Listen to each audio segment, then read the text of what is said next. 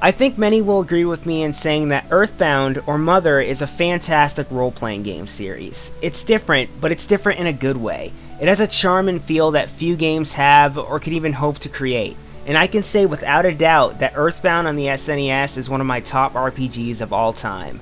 But there was an entry into the series that didn't have the opportunity to see a release, at least not on the N64. It's a game I really wanted to come out, but that just didn't happen. And so today on Gaming Mysteries, I'm talking about the unreleased game, Earthbound 64. Development for the next installment into the series had begun after the Japanese release of Mother 2, the game we call Earthbound in America.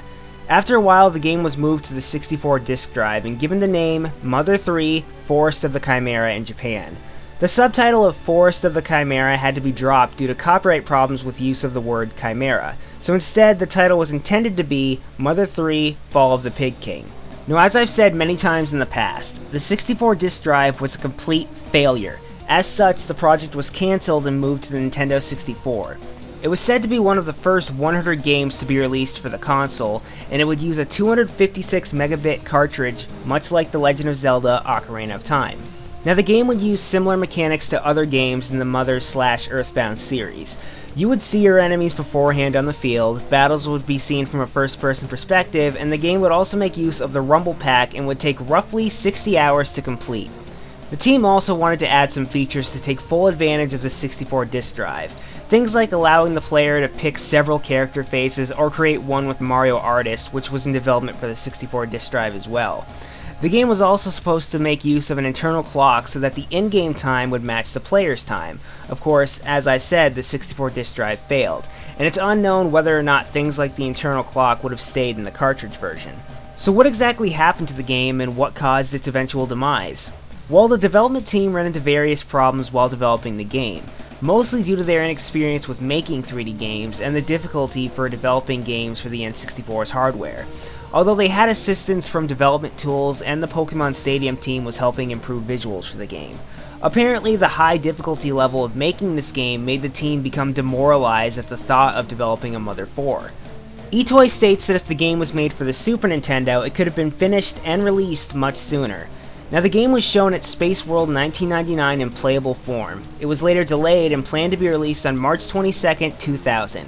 On April 18th, it was announced that it would not be shown at E3 2000 in any form, and on August 21st in that same year, eToy officially confirmed the game's cancellation. He was cited on saying something like, "Trying to make something truly special is why Earthbound 64 was delayed and eventually cancelled." Now, this game not coming out on the N64 saddens me. Aside from it just being an Earthbound game, it's also an RPG, and let's face it, the N64 was RPG starved. I mean, I hated Quest 64, and yes, that's where the PS1's nice library of RPGs came in, but even so, it would have been nice for this game to have come out on the N64. Of course, as many of you know, or should know, this game did eventually see the light of day on another platform. First announced after the end of a Mother 1+2 ad, Mother 3 was eventually released for the Game Boy Advance in 2006. Of course, not in America. Damn it. Now, don't get me wrong, I'm glad this game finally came out. I just wish it could have come out in the States as well. Now, one last thing about this that I found very interesting was that it's rumored that 4 Earthbound 64 beta cartridges exist, and it was also rumored that in 2006, someone bought them.